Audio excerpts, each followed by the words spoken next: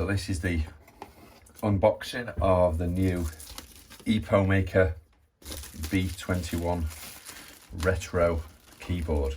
I saw this as an Indiego startup type thing, and it looked quite cool as a retro keyboard, a little bit like the Acorn Commodore type keyboards with cherry switches. So let's take a look. Ooh. Little booklet, instructions. This can be configured for 3 separate devices. Oh, it feels quite nice, quite weighty.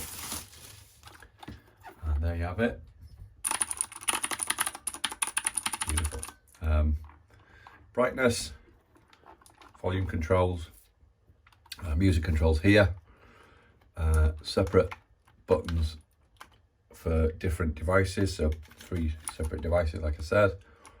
Windows or Mac, switch between the 2. Bluetooth connection or USB connection, and that's the Epomaker B21. Lovely. And then when you plug this into charge up, a little battery light, charging indicator there, and what is even nicer is a backlit keyboard. So I'll just wait for this to charge up and we give it a go. Okay, so there's the volume knob works. This is lit up to show that it's configured for a Mac. When it's turned off, it's configured for Windows. We'll just test the music controls.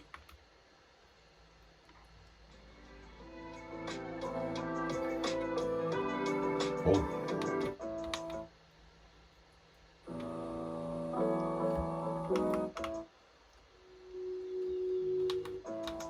Great, works well.